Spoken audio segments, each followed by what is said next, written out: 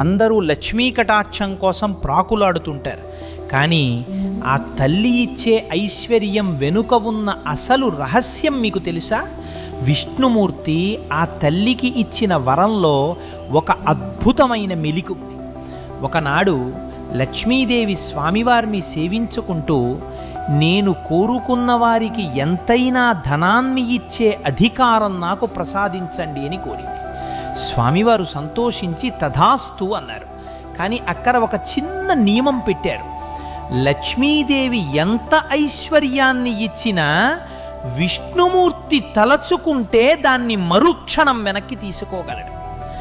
ఇది గమనించిన సరస్వతీదేవి తమకు లక్ష్మి కంటే గొప్ప వరం కావాలని కోరింది.